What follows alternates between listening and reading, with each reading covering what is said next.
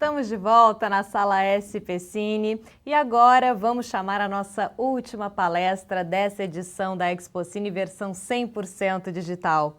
Esse bate-papo que acontece agora, das 5 às 6 da tarde, é do Netflix e os filmes brasileiros. A produtora executiva do Modo Avião, Samantha Moraes, vai conversar com o diretor de conteúdo e aquisição da Netflix no Brasil, Adrian Musselé, sobre a estratégia de conteúdos na empresa, as oportunidades e modelos de negócios e casos de sucesso em projetos de longa-metragem no Brasil. Sejam bem-vindos e uma ótima conversa a todos. Olá, tudo bom? Eu sou a Samantha, estamos aqui com a Adrian. Eu sou produtora executiva do Modo Avião e sou sócia e produtora da fábrica. E estou aqui com a Adrian hoje, a gente vai falar um pouquinho sobre as estratégias da Netflix no Brasil, modelo de negócio e as oportunidades que estão surgindo para a indústria. Adrian, tudo bem? Boa tarde, obrigado ao Expo Cine por organizar o evento esses 2 dias e esse painel. Obrigado, Samantha, por estar comigo hoje. Então, Adrian, vamos começar falando um pouquinho sobre o seu trabalho na Netflix. Como é seu dia a dia, quais são as suas funções, seus objetivos? Então, na Netflix, eu sou diretor de aquisição de conteúdo e de filmes originais para o Brasil. E são basicamente, minha função é basicamente tentar trazer para os nossos assinantes os melhores filmes brasileiros para eles poderem assistir na Netflix, né? Eu diria que fazemos isso principalmente com 3 caminhos, né? Fazemos filmes originais Netflix no Brasil. O primeiro foi O Matador, do Marcelo Galvão. Depois fizemos Modo Avião com Larissa Manoela, produção da fábrica. Ricos de Amor, que lançou no mês de abril, que é um filme do Bruno Garotti com a Naná. O filme original brasileiro, que é um filme que estreia na Netflix. Fazemos pré-compra de filmes brasileiros independentes, que são filmes que compramos antes da etapa de filmagem, na fase de roteiro ainda. E licenciamos filmes já prontos ou de catálogo, tudo isso para poder compor na Netflix a melhor oferta de filme nacional para os nossos assinantes. Uma pergunta que a gente recebe muito mas eu tenho um projeto, para quem eu mando na Netflix? E, na verdade, você tem várias pessoas que, dependendo do projeto, que vão poder responder ao produtor ou à produtora, que são a Maria Ângela de Jesus e a equipe dela cuida de séries originais Netflix de ficção, como no caso de Bom Dia, Verônica, que estreou 2 semanas atrás. A Elisa Chalfon cuida das séries originais de não-ficção, de unscripted, ela que vai fazer os realities da Netflix, né? Como Nasceu uma Rainha, que lança o mês que vem. E a minha equipe cuida do filme brasileiro, seja ele original ou não. Legal. E, Adrian, mudou alguma coisa para você na sua dinâmica de trabalho durante essa pandemia, com todo mundo em casa? Mudaram, em termos profissionais, o que mudou passamos a gastar muito mais tempo em cima de desenvolvimento, né? Que é uma etapa fundamental o que é bom, né? Do processo, que é ótimo, que muitas vezes, como estamos filmando várias coisas ao mesmo tempo, não temos, às vezes, o tanto tempo quanto gostaríamos para passar tempo em ter a versão seguinte do roteiro, que faz uma melhor história, em vez que a gente consegue o melhor ator, o melhor questão do elenco, né? Exatamente, e acho que essa suspensão temporária de filmagens fez que na Netflix e em muitas produtoras teve um foco maior no desenvolvimento, né? E em termos pessoais, a maior mudança foi que agora, trabalhando em casa, cada meia hora, meu filho de 2 anos abre a porta dizendo, papai. E me conta um pouco da sua rotina, Samantha. O que mudou para vocês na fábrica? O que mudou para você como pessoa física? Profissionalmente mudou bastante também. Eu acho que agora a gente está em pré-produção de um filme, né? E a gente, basicamente, eu passo 50%, 70% do meu tempo falando sobre protocolos Covid, estudando mundialmente, tudo que foi feito aprendendo, né, que a gente está aprendendo fazendo, então a gente está muito focado nisso, para a gente conseguir filmar. Graças a Deus estamos voltando a filmar, o mercado está voltando, né? Então acho que isso é o que mais mudou e está longe das pessoas, né? A gente trabalha muito perto, a pré acontece de uma forma muito mais orgânica. Quando a gente está perto, a gente está aprendendo uma nova maneira de trabalhar, mas está indo. Daqui a pouquinho estamos começando a filmar e pessoalmente é um pouco parecido com você. Meus filhos entram toda hora em todos os calls, aprendendo a cozinhar, a fazer coisas em casa, porque a gente fica muito tempo fora de casa e acaba não vivendo essa rotina do dia a dia, né? E cada vez mais isso entrou na nossa vida tudo junto e misturado um pouco, né? Mas bem, Adrien, vamos ao que interessa e o que todo mundo quer saber. O que faz a Netflix ter interesse em investir em um projeto? A primeira coisa para especificar é que recebemos muitos projetos e muitas ideias, são duas coisas bem diferentes, né? E que procuramos investir em projetos, não em ideias, né? Uma ideia, muitas vezes, e é uma coisa que recebemos muito por e-mail ou por meios diversos, são 2 ou 3 frases indicando um pouco um tema de um filme, e o que procuramos, na verdade, são projetos nos quais você já tenha algum argumento no qual você consiga ver a premissa de maneira clara e qual é o desenvolvimento narrativo do futuro filme e quem são os personagens principais e secundários. Então, um projeto, na verdade, é a junção disso com uma ideia de ter, pelo menos, parte dos talentos que vão ser parte da equipe do filme, junto com uma ideia de custo, né? Então a primeira coisa que eu diria procuramos investir em projetos e não em ideias, né? Então, acho que o caminho de transformar uma ideia num projeto é um caminho importante, né? É o caminho, basicamente, do desenvolvimento, né? E é um caminho que muitas ideias, infelizmente, algumas ideias não conseguem virar em projetos. Então, assim, a primeira coisa que eu diria é procuramos projetos e é muito difícil, às vezes, responder numa ideia que na verdade, de certa forma, um projeto não maduro ainda, né? Depois, quando a gente olha um projeto, a primeira coisa que olhamos é a força da história, é a capacidade de chegarmos a uma história que possa comunicar com os nossos públicos, na verdade, que são muito diferentes, né? Então, eu te diria que o primeiríssimo filtro que vemos é a qualidade da premissa e qual é a qualidade da história para cada projeto, né? A segunda coisa é quais são os talentos associados ao projeto e muitas vezes não precisa ter todo mundo, né? Porque é muito difícil alguém chegar com tudo pronto, né? Já tendo o roteiro, já o elenco principal, o elenco secundário e o diretor de fotografia, etc. e tal. Mas muitas vezes, tendo um ou 2 talentos associados a uma história forte, eu te diria que, de novo, não tem fórmula de sucesso e ninguém tem bola de cristal e a gente também não tem. Mas acreditamos que tendo uma história e um roteiro forte, com talentos que vão conseguir fazer que o filme final seja a melhor versão dessa história, maximiza as chances de sucesso, tanto artístico quanto de audiência, né? Mas isso, na prática, quer dizer ler centenas de argumentos e roteiros por ano. Tá? Sim. E dentro disso, tem um pouco a questão de diversidade, né? Como é que vocês entendem isso? Vocês também estão atrás buscando diversidade nos projetos, nos talentos? É uma questão fundamental para a Netflix, porque temos quase 200 milhões de assinantes agora, temos assinantes muito diferentes, gostos muito diferentes entre as pessoas, né? Dentro dos próprios países também, né? Se você for dar uma olhada no top 10 da Netflix, você vai ver que todo dia você tem filmes ou séries extremamente diferentes uma da outra, tá? Sim. Então, assim, um desafio que temos é que temos que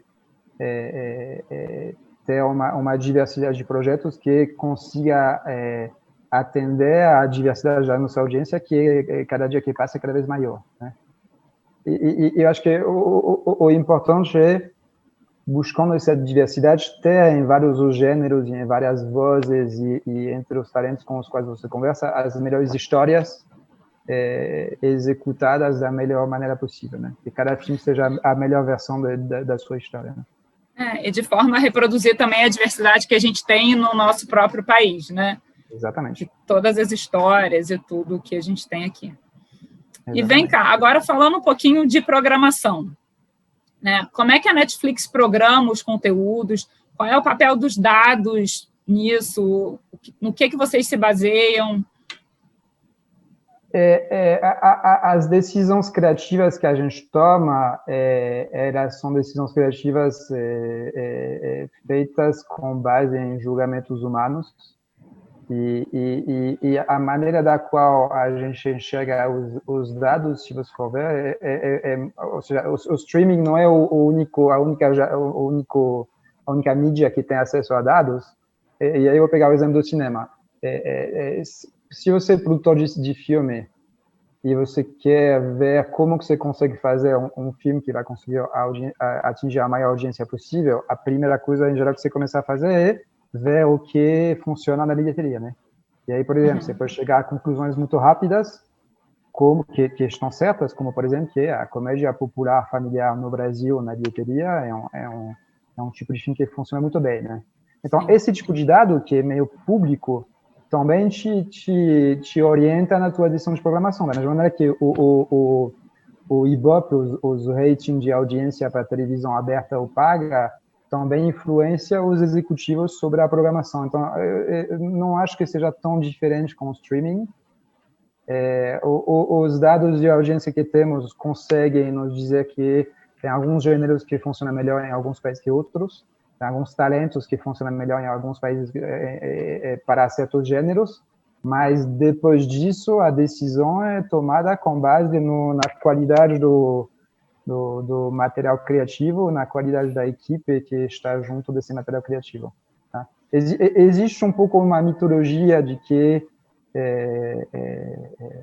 os serviços de streaming têm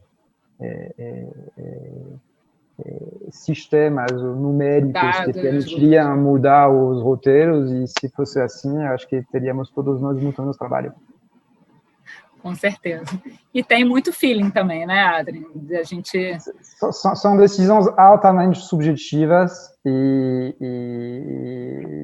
aí a gente tem que ter muita humildade de que como nas outras empresas do ramo, a gente também a decisão é subjetiva, né? A qualidade da história não é uma coisa que você consegue planilhar não é concreto, né? Exatamente. Você consegue ver algumas questões de preferência do público claras, mas, de novo, não é muito diferente de que você vê os ratings de TV aberta e ver que no Brasil, por exemplo, na TV aberta, programas de comédia ou novelas infantis funcionam bem, é uma informação que está para o público. Não é muito, o raciocínio não é muito diferente. Tá? E não quer dizer que todos vão funcionar, né? Mas é uma base para a gente trabalhar. Essa matemática ninguém tem. Né? Ninguém tem, mas de novo, a melhor maneira de você se proteger, tentar se proteger de um filme ou de uma série não atingir o resultado que você quer é gastar tempo e recurso no desenvolvimento, que é uma conversa que temos muito com a fábrica e com as outras produtoras com as quais a gente faz filme, de tentar levar o roteiro para a próxima etapa de qualidade, ter umas discussões extensas sobre o elenco principal e o elenco secundário, que acreditamos que a qualidade da história e a qualidade da execução de cada filme é isso que faz que o filme se conecte no final com a audiência ou não, né? E por isso temos surpresas e vamos continuar tendo surpresas, e é esse que faz também a magia desse setor no qual trabalhamos, né? Sim. Muito. A imprevisibilidade, de certa maneira, né? Total. Então, vamos falar um pouquinho sobre o modelo de negócio, né? Uhum. O que esse mito da Netflix, né, que tem sobre a Netflix necessariamente ela tem que comprar o filme e fica com direitos para sempre. Quais são os modelos de negócio que vocês trabalham? Quais são os tipos de negócios que estão relacionados a ele? Então, hoje trabalhamos com todos os tipos e estamos abertos a trabalhar com todos os tipos de modelos de negócio que podem existir em termos de filmes. E aí, se você for entrar na Netflix, na seção filmes brasileiros, você vai ver que você tem centenas de filmes lá que vêm de vários modelos de negócios diferentes, né? Temos um deles o filme original que é Netflix, que é um filme 100% financiado pela Netflix, que é o caso do Modo Avião, por exemplo, com a Larissa Manoela. E é um filme no qual a Netflix, neste caso, o filme foi produzido no roteiro que é da propriedade da Netflix, e é um filme que é exclusivo da Netflix durante o prazo de proteção do filme, né? Então, esse é um modelo de negócio, né? Outro modelo de negócio que temos com mais frequência que o primeiro é o filme original, no qual o roteiro vem do produtor, do roteirista diretamente, às vezes. E, neste caso, compramos o roteiro, então, assim, de certa maneira, compramos a propriedade do filme e a Netflix financia 100% da produção do filme. E acho que um caso que foi assim é Ricos de Amor, da Ananá, do Hiroshima, produzido pelo Bruno Garotti, que é um filme que é uma edição original. Dirigido pelo Bruno Garotti e escrito pelo Bruno e pelo Silvio Gonçalves. E, neste caso, o processo foi...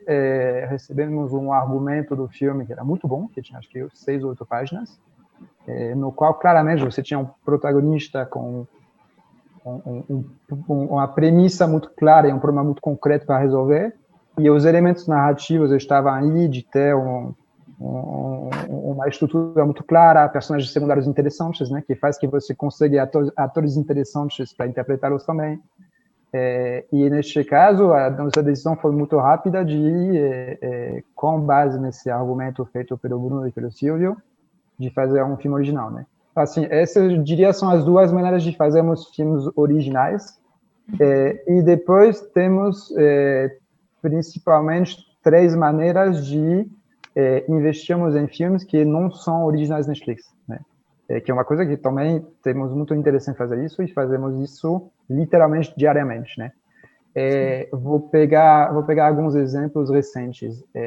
Uma coisa que fazemos muito e pouca gente sabe é pré-comprarmos filmes independentes no roteiro. Ou seja, muitas pessoas dizem, mas Netflix só compra o filme quando o filme está pronto. Não, em vários casos, nos comprometemos a comprar o filme antes dele filmar, quando ele ainda está na etapa do roteiro, né? Para citar alguns exemplos recentes, foi o caso com Cinderella Pop, que é um filme com a Maísa, que é um filme que lançou na Netflix no ano passado. Eu acho que é um dos primeiros filmes que eu comprei quando entrei na Netflix faz quase 3 anos. Recebemos o roteiro, que era muito bom. Tinha já um diretor experiente, a Maísa como elenco principal, uma produtora que é a Panorâmica, que tem um histórico muito sólido no mesmo gênero de filmes de série, né? E é um filme que nos comprometemos a comprar o filme ainda no roteiro. E o filme, que é uma produção independente, cuja propriedade intelectual é da Panorâmica, é um filme que foi lançado ao cinema primeiro, depois no Now, e depois ele estreou na Netflix, acho que 4 meses depois do cinema, e o filme lançou na Netflix em mais de 190 países. Então, neste caso, a gente tem um caso de uma pré-compra, na qual compramos com base no roteiro e em 2 ou 3 talentos associados. E é um modelo no qual a propriedade continua sendo da produtora. E os direitos continuam sendo da produtora ou da distribuidora, mas nós temos uma licença com um começo e um fim. E é um modelo no qual temos investido bastante recentemente, porque é um modelo também que permite, que faz que, no fundo, parte da licença seja usada para produzir o filme. Então, ajuda o produtor a levantar dinheiro para o filme também, né?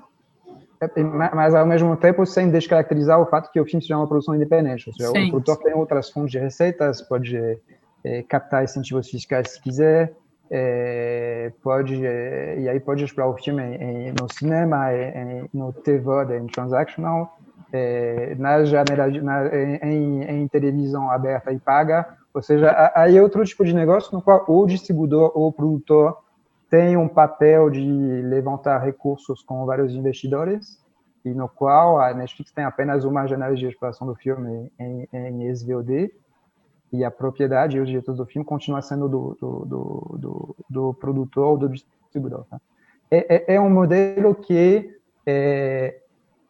é um modelo muito comum nos outros países, nos quais os filmes, em geral, se financiam com pré-venda, né?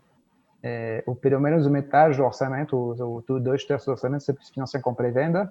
É o tipo de modelo que acredito que deve crescer bastante no Brasil nos próximos anos, e é um modelo no qual, se você for pensar, não deixa de ser um player privado que financia cada vez mais a produção com recursos não incentivados de uma produção independente. Né? Então, assim, diga.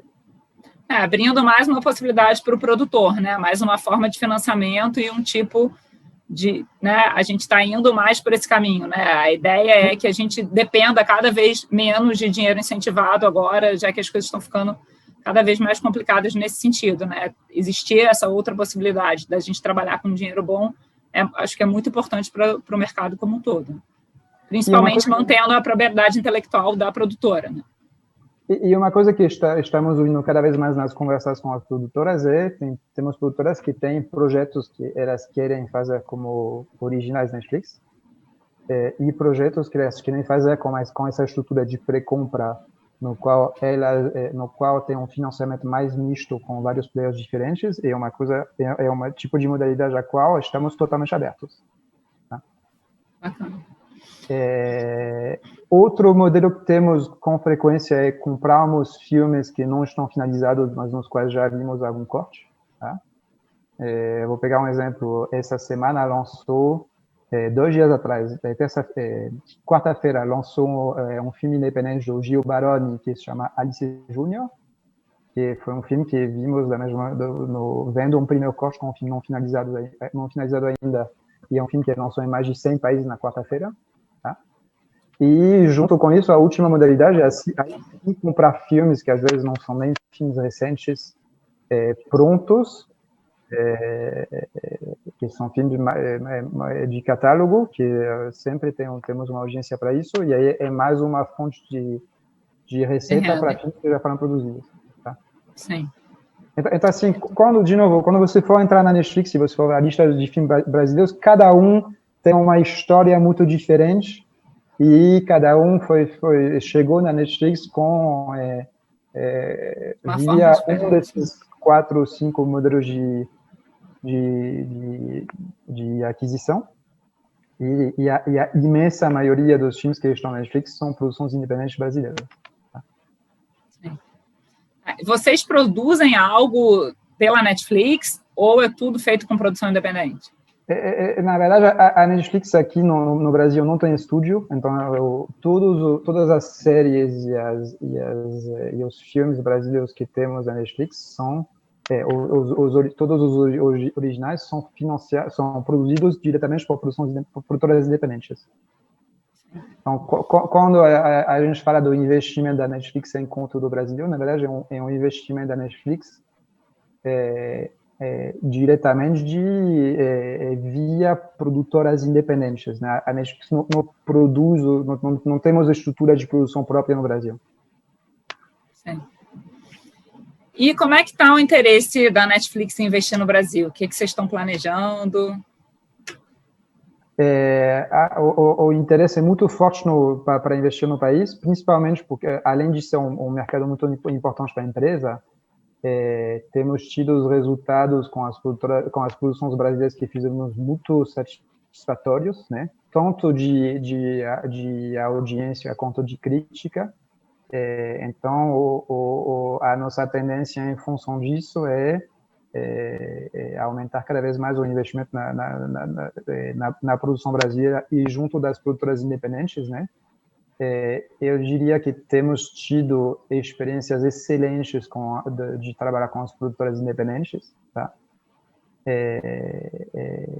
No país, e estamos vendo que nossa audiência responde muito bem a audiência brasileira responde muito bem à produção brasileira e a audiência não brasileira também.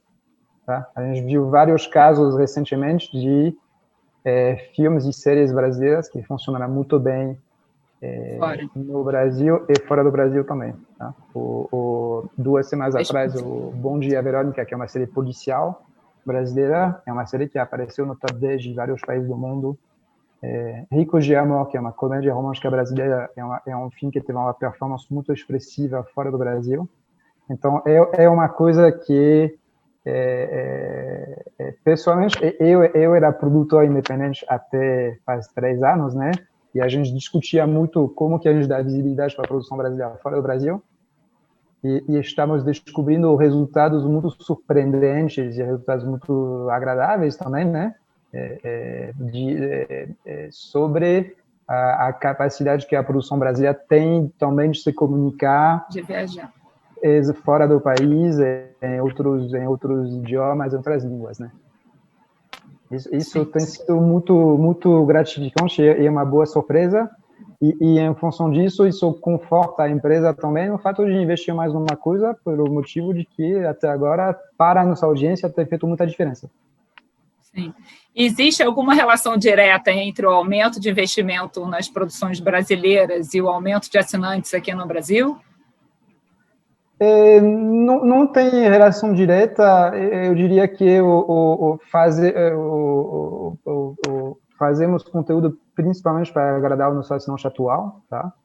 E uma externalidade disso acho que a satisfação do assinante tende a trazer mais pessoas no serviço na Netflix, né? Mas nós pensamos primeiramente em satisfazer a pessoa que assina a Netflix hoje e que já tem uma relação conosco, né? A base de assinantes você já tem. Uhum. E vem cá, e qual é a estratégia global para os filmes, né? Assim, existe uma estratégia global ou existe uma autonomia em cada território? As decisões aqui do Brasil são tomadas aqui? Temos estratégias muito regionalizadas, então as decisões de conteúdo no Brasil são tomadas de conteúdo do Brasil são tomadas no Brasil, tá? Netflix é uma empresa no qual cada país tem muita autonomia para tomar as decisões criativas. Também por entender que eu gosto do público local, é uma coisa muito local mesmo, e é uma coisa no qual dar autonomia para as equipes locais tomar essas decisões tem sido muito melhor para a empresa e para a audiência também. E aí você vê que, por exemplo, este ano tivemos muita diversidade de programação de conteúdo brasileiro no serviço. Tivemos séries de ciência-ficção como Onisciente, tivemos comédia romântica como Ricos de Amor, tivemos stand-up como o Thiago Ventura recentemente. Então, assim, a ideia é ir para cada vez mais formatos que a gente vê que funciona muito bem localmente, e essas decisões elas são tomadas no Brasil pelas equipes da Netflix no Brasil. As decisões não são tomadas em Los Angeles. E isso facilita também a agilidade de todo o processo, né? É muito mais rápido fazer o processo inteiramente em português, fazer o processo sem ter que ter fuso horário no meio, e eu acho que isso é uma das condições também da gente conseguir fazer esse crescimento de produção relativamente rapidamente, né? Sim. Isso e até acho que porque temos bons parceiros no país, tá? E vocês também vieram se estruturando, né, ao longo desse tempo, né? A gente começou a trabalhar, até a sua própria equipe ainda estava, né, menor, vocês foram crescendo, contratando pessoas aqui, né? Tinha uma parte que ainda era de fora, e aí agora vocês já estão bem mais estruturados aqui, as coisas de fato fluem muito rápido mesmo. Assim. Aprendemos a fazer aqui também, né? Será uma coisa nova para o mercado e irá uma coisa nova para nós também. Sim. Continua sendo, de certa forma, uma coisa nova. E vem cá, e o que você acha que são as vantagens para os produtores de se trabalhar com a Netflix? Eu acho que uma vantagem muito real é que Netflix é uma empresa que dá muita liberdade criativa para os produtores, para os diretores, né? E é uma coisa e é um valor da empresa, é uma coisa que fazemos e queremos continuar fazendo, que é, por exemplo, no caso dos filmes brasileiros, é muito importante para a gente que, no final, o diretor faça o filme que ele queria fazer, e eu diria mais que o diretor faça a melhor versão do filme que ele queria fazer nas melhores condições possíveis. Né? Então, eu diria, dar uma liberdade criativa para os artistas que trabalham no filme e tentar colocar eles nas melhores condições de trabalho para eles conseguirem entregar um filme que é a melhor versão dessa história. Eu diria que isso é uma vantagem tangível, né?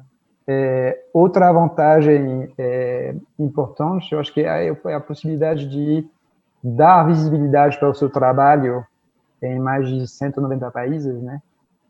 E isso é uma coisa no qual discutiu-se muito questões de acessibilidade do filme brasileiro nos últimos anos, né? E eu acho que uma das coisas que a Netflix pode participar a fazer justamente fazer que o filme brasileiro seja mais acessível no mundo e no Brasil, né? Mas você fez um filme Netflix que me conta a sua experiência. O que você achou de diferente entre fazer um filme para a Netflix e fazer uma produção independente? Conta um pouco do seu lado. Eu acho assim, a gente já vinha há um tempo, né? Acho que a Fábrica e a Netflix já vinham namorando há um tempo, né? A gente já vinha conversando, e aí vocês compraram um filme original e aí chamaram a gente para produzir, né? E a gente, que foi o primeiro filme da Larissa, O Modo Avião. O Renato escreveu o roteiro, né? Fez uma adaptação e a gente chamou o Cezinha para dirigir. E eu acho que todo o processo fluiu de uma forma muito orgânica, né? Vocês foram muito parceiros o tempo todo, tiveram sempre muito próximos, né? A gente batendo elenco junto, discutindo em conjunto, conversando, vendo quais eram os melhores papéis, sempre, né, de uma forma muito parceira mesmo, roteiro, modificação de roteiro e dando uma liberdade criativa. Eu acho que vocês sempre estiveram muito perto. Isso é importante porque tem o nosso conhecimento, o conhecimento artístico do Cezinha, de roteiro, mas tem um lado também de visão de audiência e do público de vocês, que é muito importante. Né? A Larissa também teve muito presente nesse processo todo com a gente, que foi, acho que, muito bacana para todo mundo e também, né, trazia o olhar do público dela, que é importante. Né? Ela fez algumas observações importantes de música, de algumas cenas, né, que foram bacanas, assim. Eu acho que o conceito do filme estava muito claro para todo mundo, estava muito bem definido. O Cezinha trabalha isso muito bem, né? A história dos atores, os personagens, né? E aí a gente filmou em São Paulo e no interior de Minas. Foi um processo muito bom. Assim, a gente tem a nossa base principal é no Rio e a gente filmou em São Paulo, mas a gente conseguiu uma equipe muito legal. O processo todo fluiu muito redondo. Realmente foi um filme que começou certo e terminou certo, né? Assim, a gente, às vezes, o filme começa meio torto e não dá muito certo, mas esse filme foi impressionante, assim, as coisas foram fluindo, foram dando muito certo, as filmagens foram muito bacanas, assim, e a gente já estava muito feliz com o resultado do filme, como estava ficando, mas é óbvio que a gente nunca esperou que fosse ser o filme mais visto de língua não inglesa da Netflix, né? Isso eu acho que foi uma surpresa muito grande para todos nós, né, Adrian? E Larissa ficou muito feliz. Foi muito bacana mesmo, assim. Eu acho que essa parceria nossa veio se construindo ao longo desses anos, né? A gente continua trabalhando junto, já temos outros projetos engatilhados em diversas fases diferentes, né?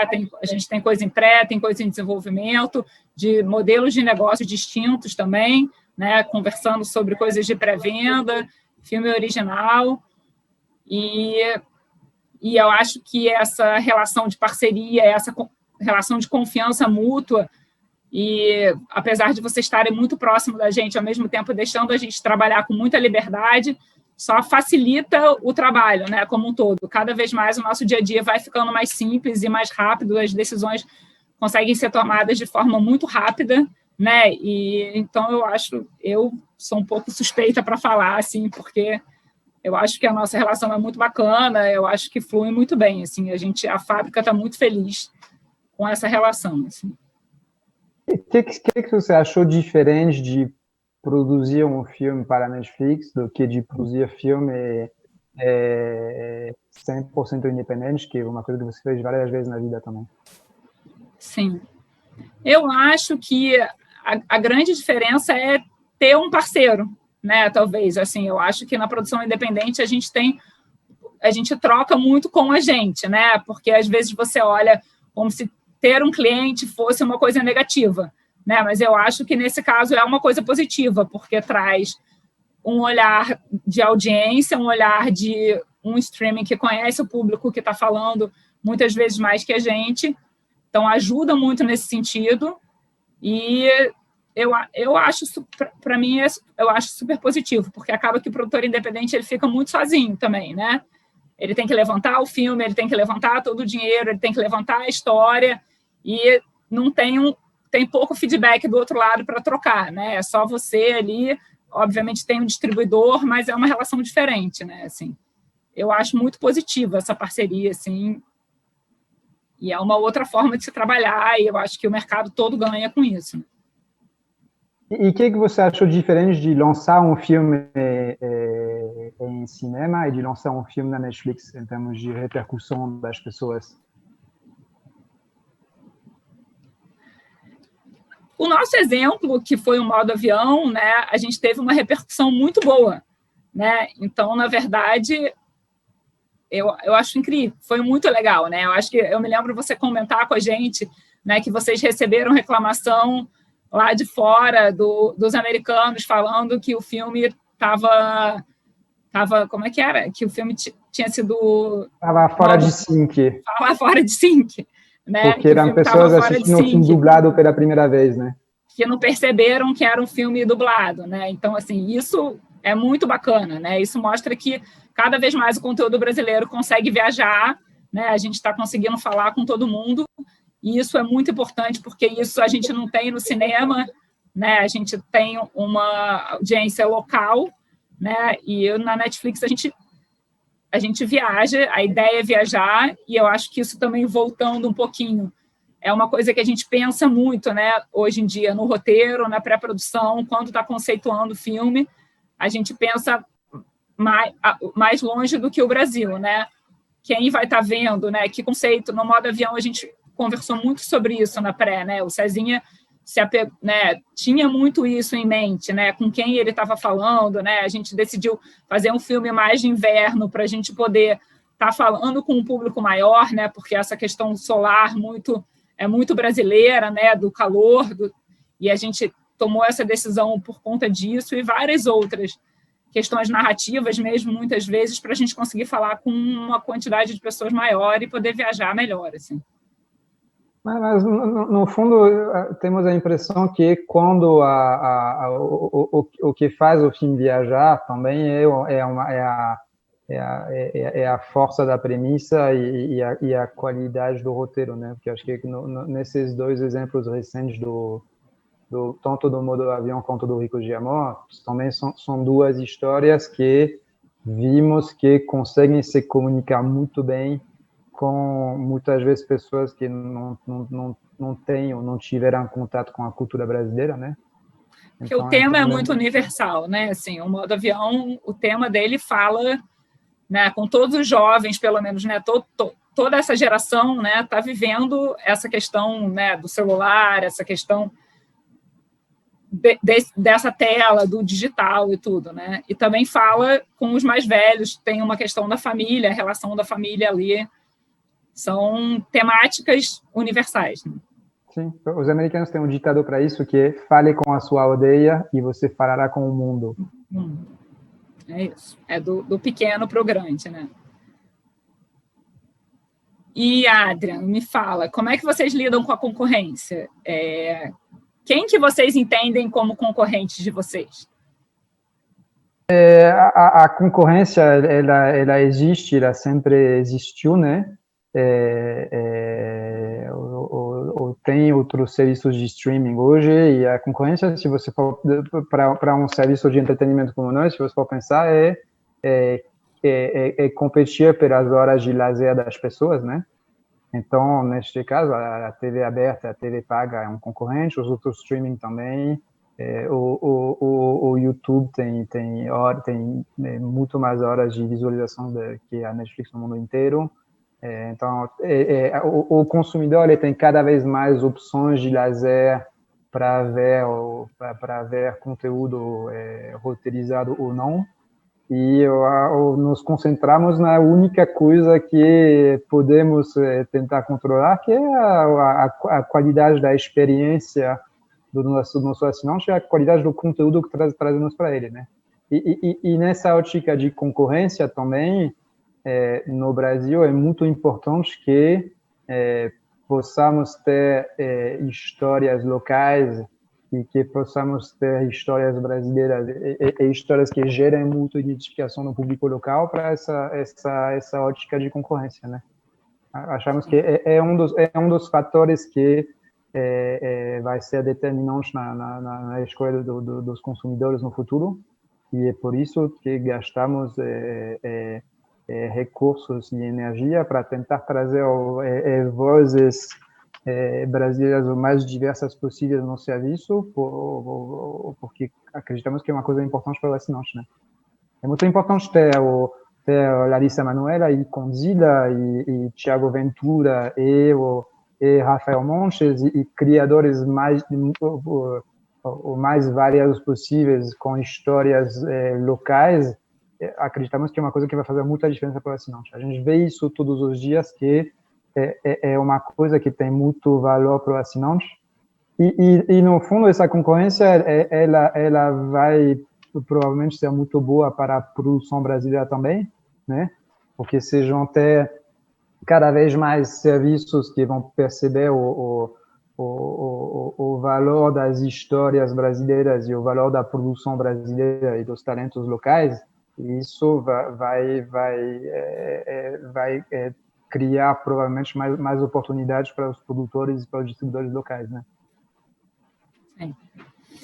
E vem cá, e a Netflix só produz no Rio, em São Paulo? Como é que tem sido isso com os outros mercados? Se você for entrar no serviço, você vai ver que temos filmes e séries filmados em várias regiões do país e produzidas por produtoras de várias regiões do país. E é muito importante termos essa variedade e não nos concentrarmos em duas cidades e em 2 ou 3 tipos de história, para que a gente consiga agradar mais os nossos assinantes, né? A gente teve, se você for ver as séries originais que fizemos, eu vou citar alguns exemplos. Modo Avião, que é filmado em São Bento do Sapucaí. Fizemos recentemente um filme que vai lançar o ano que vem, que é filmado em grande parte na cidade de Salvador, tá? E um filme é uma apresentação linda da cidade de Salvador. O Escolhido foi filmado no Centro-Oeste, na região do Pantanal, ou seja, ter uma variedade de locações e ter uma variedade de histórias, para a gente vai ser cada vez mais importante, né? Sim. A gente se preocupa muito nisso, de ter histórias diferentes, feitas em lugares diferentes, para, de novo, temos uma audiência tão diversa já no país, que nem nós, nem nenhum serviço de streaming vai conseguir agradar os assinantes com um tipo de coisa apenas, né? Então, a diversidade era um elemento importante para a Netflix, porque também é um elemento importante de satisfação do assinante. E vem cá, a Netflix tem interesse em investir em filmes mais artísticos, por exemplo? Temos interesse em investir em todos os tipos de histórias que possam encontrar sua audiência na Netflix, dependendo do modelo de negócio, mas estamos super abertos a isso, sim. Sim. E você acha que a estratégia do mercado de cine, né, dos filmes na Netflix é diferente da estratégia para a série?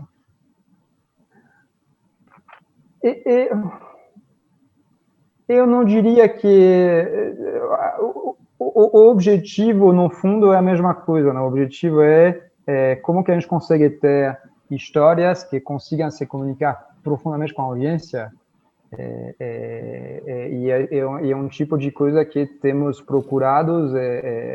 A equipe de séries de ficção da Maria Ângela de uma maneira, a equipe de séries unscripted da Elisa Chalfon de outra maneira.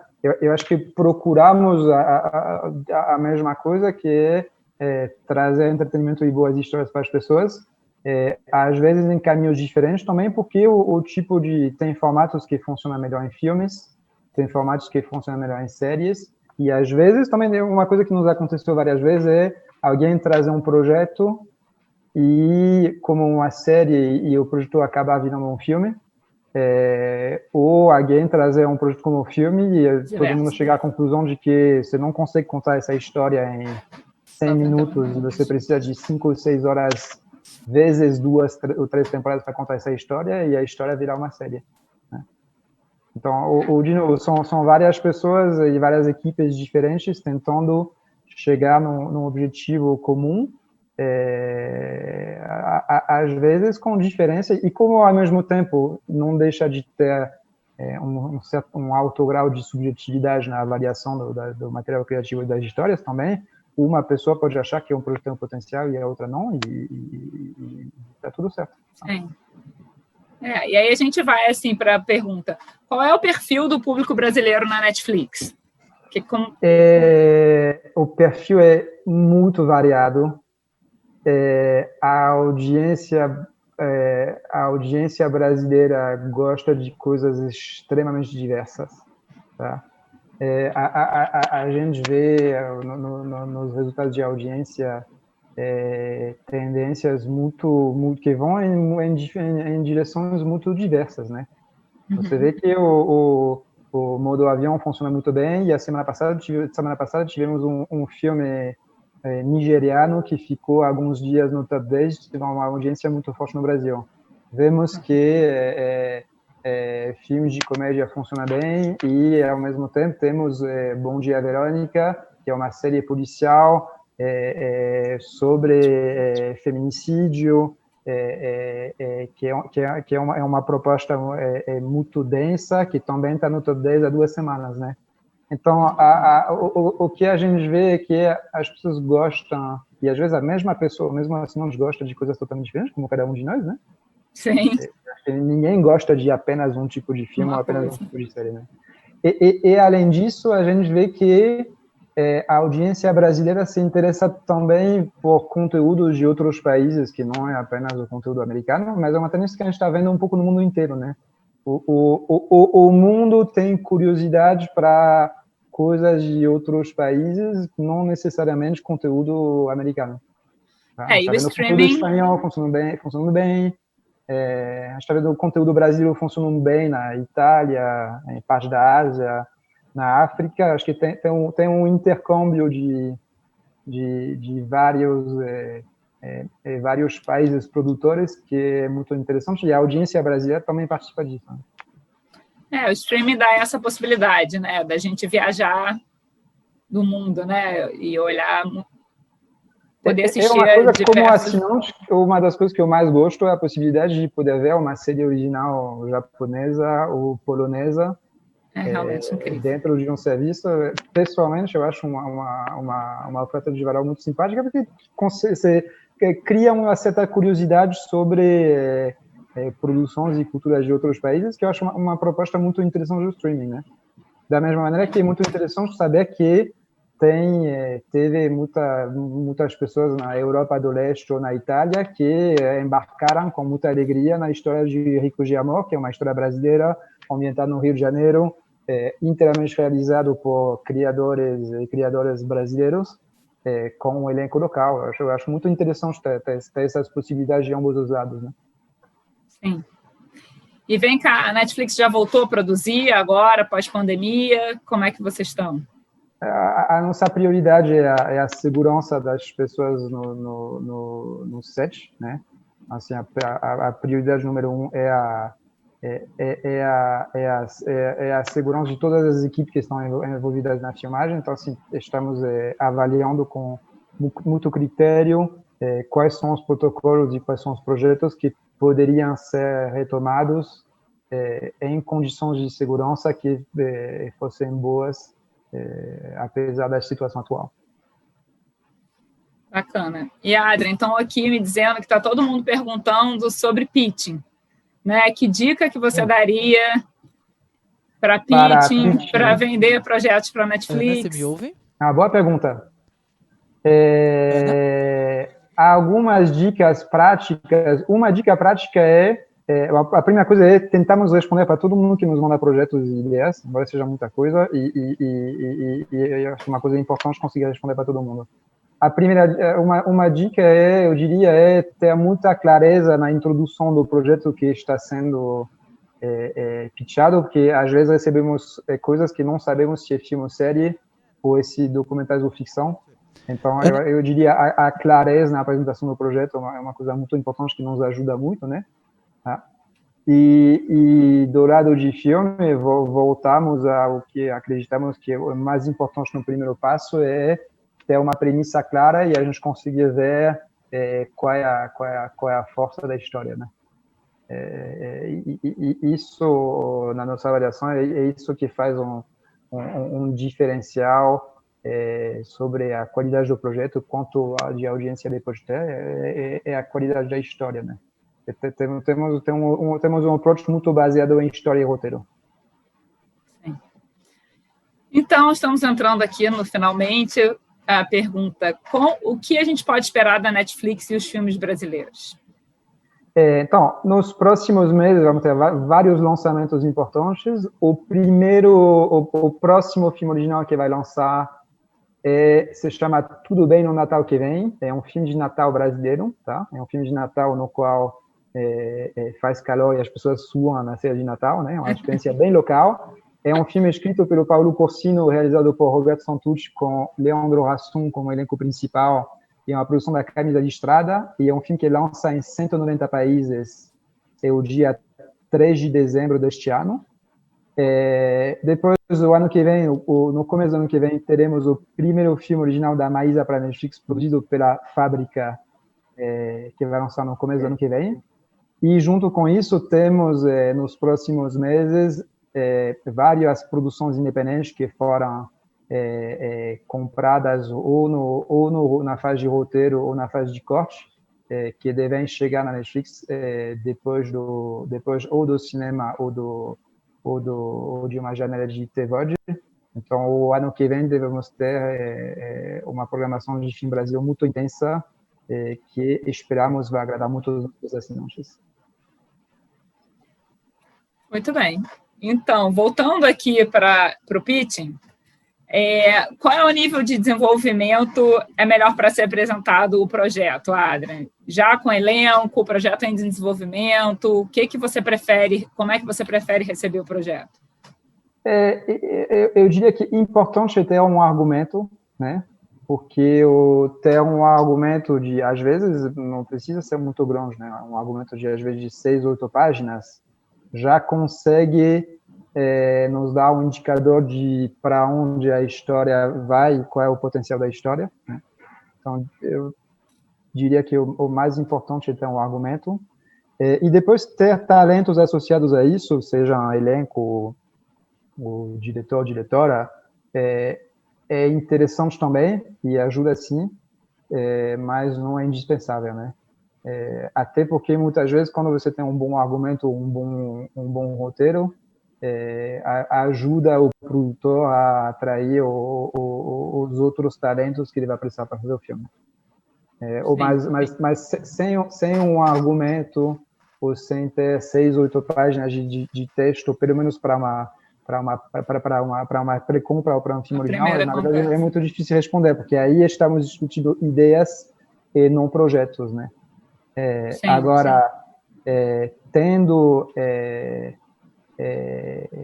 o argumento para nós já é suficiente para andar. Se o filme já foi rodado, a melhor maneira de avaliar é vermos um corte do filme, mesmo não finalizado. Sim. Aí muitas pessoas me dizem, mas o filme não está finalizado. Gente, mas todo mundo é profissa, estamos acostumados a ver coisas em diferentes estágios. Estágios de acabamentos diferentes, então é uma coisa normal, né? Mas eu diria isso, para a pré-compra, se o filme não foi feito, o argumento, né? E aí uma das coisas que vai definir se continuamos ou não é a qualidade ou potencial do argumento, junto com uma avaliação do tamanho de audiência que a história pode atingir. E se o filme já foi rodado, a questão é ver um corte, e a decisão é muito rápida também. Tá? Maravilha, Adrian. Então, acho que a gente está terminando por aqui. Você queria falar mais alguma coisa, deixar alguma mensagem para quem está aí interessado, trabalhar com vocês?